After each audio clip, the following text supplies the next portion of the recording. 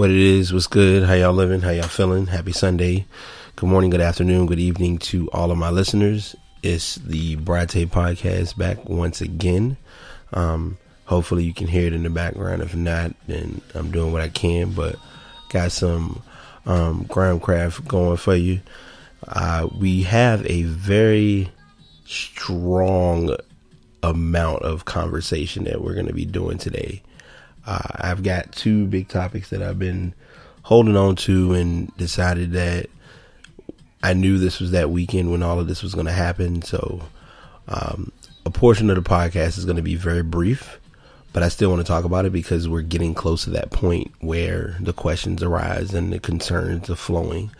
And then the other part of the podcast, we've already gone through the Selection Sunday process, and we're going to be talking about some picks and some landings of places for teams as to who will be dancing in the big match that we call March Madness. So we're not going to waste any time. We just going to go ahead and just get right into it. So our first topic that we're going to get into is the pursuit of history. We want to know if the Warriors can reach 73 wins, at least. It's getting down to the wire. They have about 16 games left. I'm sorry, 17 games left. They just played game 65.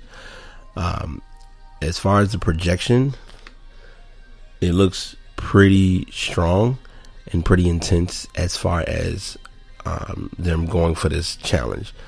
So the projections currently have it listed as there's a 68% chance of them winning at least 72 games, and there's a 43% chance of them winning a 43% chance of them winning 73 games.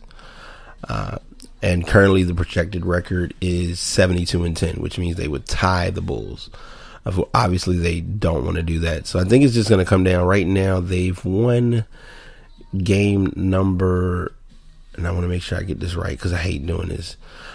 They've currently just won game number 59, which means they would need to win 14 more games. So it's kind of like a tight place right now. Like they can't give up. They can't lose. Like they can't lose 4 games, but they have to win 14 games. It's kind of like one hand fighting the other. Looking at the remainder of their schedule, I will tell you in advance, one team that I would be worried about possibly giving them a fit. Actually, well, they play them twice. So the Spurs, they do play twice at San Antonio, and San Antonio is undefeated at home. So that's going to be an interesting scenario because last time they did play, it did not go very well. If I can go back and look, I'm kind of stat pulling, but it's also just honest truth. The last time that the Spurs and the Warriors played was back on, it doesn't show the date, of course. But they played them early in their season, and the score was 120-90 in favor of Golden State. They really haven't lost too many games. Like currently, if I'm not mistaken, they're on a 4-game winning streak.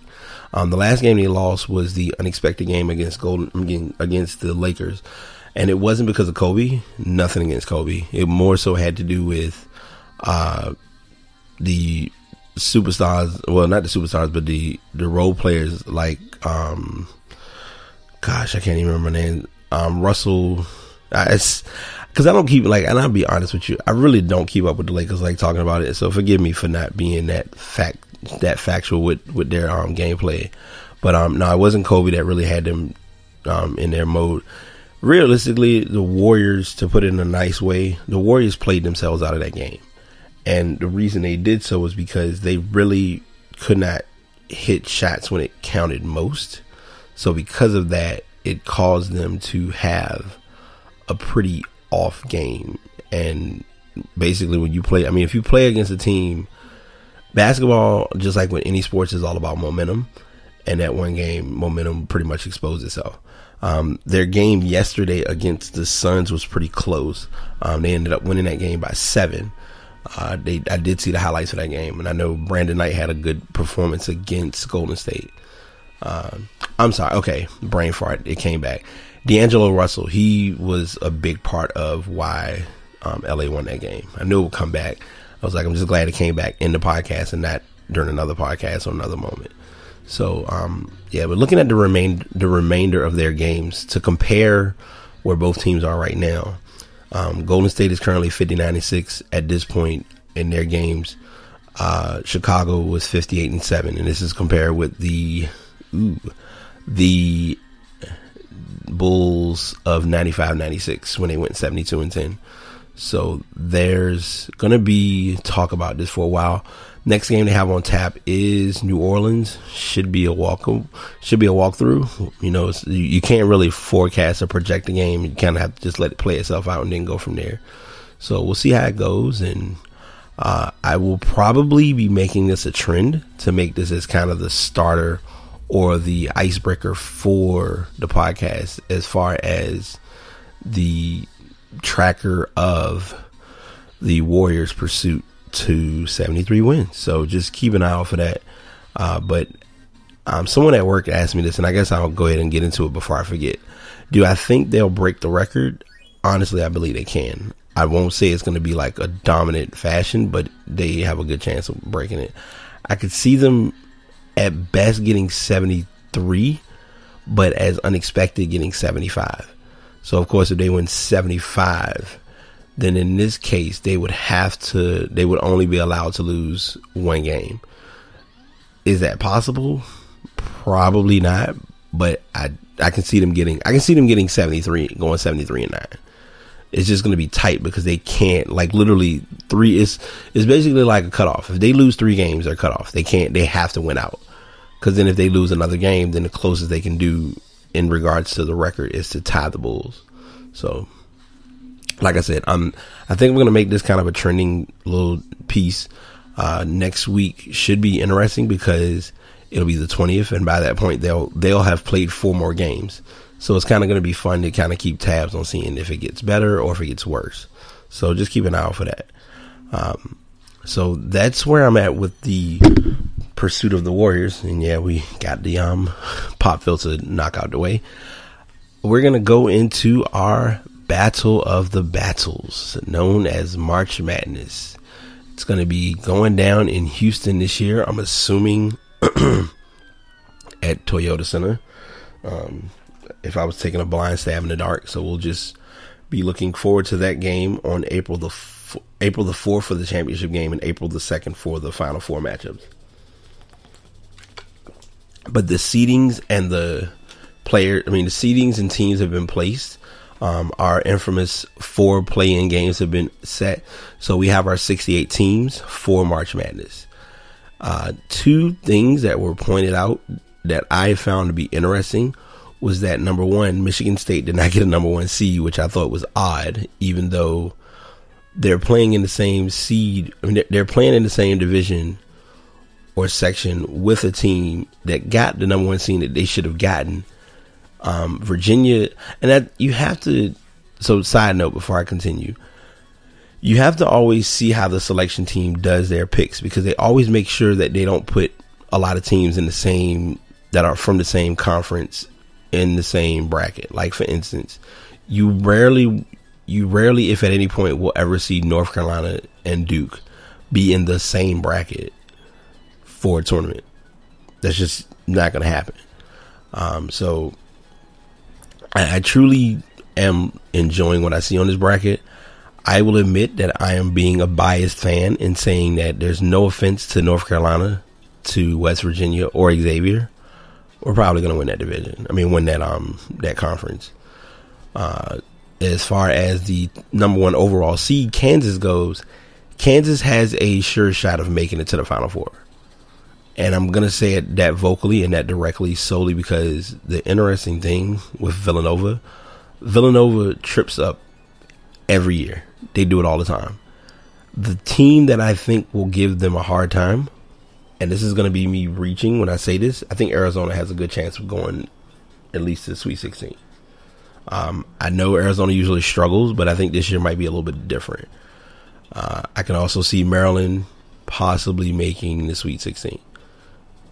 Just comes down to how they play. It's momentum is what makes or breaks the tournament. And I said this during about the Warriors, but the same applies with the bracket.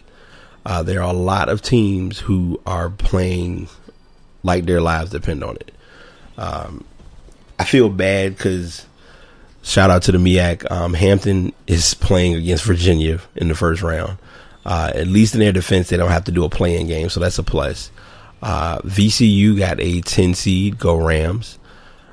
I want to make sure that I didn't miss them because I know they got picked. I just didn't remember where. There you go. Okay. Texas, our former coach Shaka Smart, they're playing against University of Northern Illinois. Keep an eye on that section of the bracket because you have, I'm going to just name the 8 teams in order as to who and how they play. Texas against Northern Illinois, Texas A&M against Green Bay, Oregon State against VCU. VCU it's going to be an interesting game with that because you have Gary Payton's son playing in that game, and I think this is his senior year, so that should be a huge matchup. And Oklahoma against CSU Bakersfield. This is their first time ever in the dance, so shout out to them. But yeah, you just this section is going to be very brutal. I'm just like, you can't see me doing it, but I'm like kind of giving a visual. Like this section is going to be very brutal. So they did their picks online, on TV. I'm going to say my picks verbally, but I know for a fact that it's probably going to change when I actually fill out a bracket. My 4 who I have winning, and this is just on sheer honesty. This is going to be tough because I almost was ready to make a big mistake. Because Oregon, so the 4 number one, before I continue, the 4 number one seeds in the bracket are Oregon, Virginia, Kansas, and North Carolina. Kansas should have no problems. I see Kansas easily getting through their bracket with no problems. I'm not worried about that. I see that as being a big thing. So Kansas shouldn't have any. I don't really see anybody getting in their way. The North Carolina, the East section.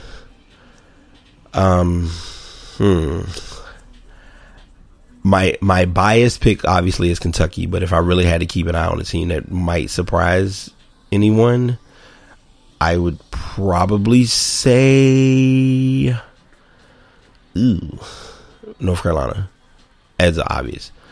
The interesting thing too is, and going back to Kansas's bracket, UConn won their Atlantic championship, whatever it's called, because they've broken up the Big East, however you want to call it.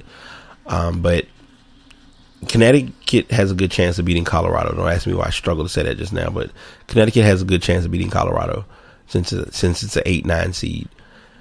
They'll get Kansas. That's going to be a good matchup, but more than likely Kansas is probably going to come out and just do damage from start to finish.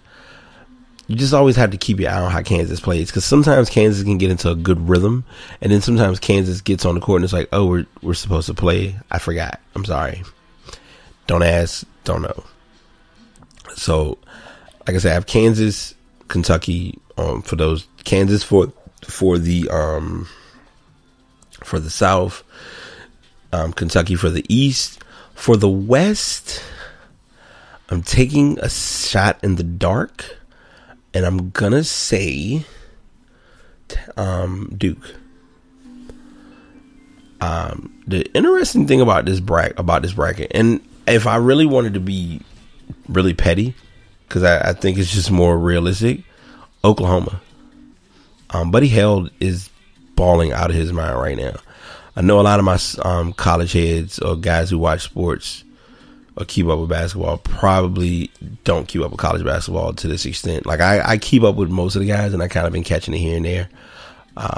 Before we continue, let's have a moment of silence for the LSU Tigers not making the tournament. All right. Anyway, so yeah, I don't know what to even say about that team. They'll play good enough to win the NIT. I just hate that they make that tournament and they call it the National Invitational Tournament, but a lot of people say not in tournament. Like, it's so many references I've heard for the NIT. But yeah, I would say for the West, it's Duke first with Oklahoma a close second to win that section of the bracket. And for the Midwest, okay, before I do the Midwest, I do want to say one thing.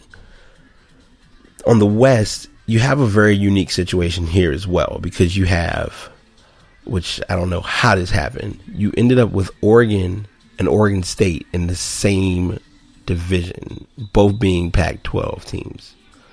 And wait, it is weird because I just realized UCLA did not make the tournament this year. But then again, too, UCLA really didn't have their best year. But and I'm talking about UCLA so random and sporadic because I think they're going to make a good run next year.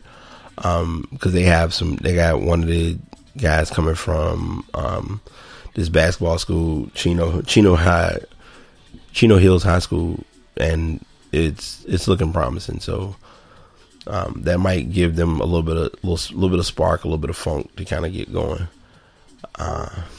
So that would be my shot for the West. I don't think VCU is going to get out. I don't know. I want to be a loyal local fan and say I think they can get out the first round. But then I also look at it as Oregon State is a pretty solid team. So I'm just kind of watching how that all plays out. Like, I honestly, to be fair, I want to see Oregon State get knocked off by VCU. And then I want to see them make it to where they can play. I just want to see it to have it pulled off on the Sweet 16 where Texas plays VCU. I would love to see that game played. Because what's going to likely happen is if it doesn't happen in the tournament, they're going to schedule it as a non-conference game next year. You heard it on this podcast first. All right, so we're down to the last one, the last hurrah, known as the Midwest. Can I take Virginia? Probably, but Virginia has not. I mean, Virginia's been playing the ACC. Nothing against the ACC. ACC kind of went through a chill state this year, so wouldn't say Virginia. Wouldn't even think about Iowa State. Utah's out. I guess it's obvious. Michigan State should. Tom Izzo does what he does. He coaches and wins. So I'm giving that to Michigan State. Now, I've done my picks, and I'm going to give you all a very, very experience-based suggestion about how to pick for March Madness. You'll hear this term a lot when you see people talk about tournament brackets and just how they're set up. Do not get caught up in chalking. Chalking, to put it mildly, is to say, and I'll give you a perfect example. A 1 seed plays a 16 seed. Okay, most cases, realistically speaking, the 1 seed is going to win that matchup. There are very few cases you'll see a 16 seed beat a 1 seed. It's happened, but not that often. You two versus 15s, don't touch them. If a 2 seed is playing a 15 seed, pick the 2, unless that 15 seed is a 15 seed that has a good chance of surprising teams. Have in out of all 4 of your sections, have one team that you know is going to be what we call a Cinderella story. Your 8 and 9 seeds, pick your poison, because it's not going to be that simple. 5 and 12s, a lot of times 12s come out better than 5s. I've seen it. I've experienced it. I've witnessed it with brackets, either from working on brackets or seeing brackets get broken. Teams who pull off upsets or surprises literally are what you define as bracket busters, and they literally have you upset, ready to tear your whole tournament bracket to pieces after the first week. Seen it, witnessed it, living testimony to how real it is.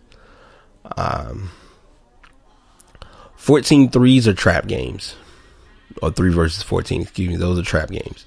So those not three, but those multiple factors when it comes to filling out a bracket is important as to how to fill out a bracket. Hang on one moment.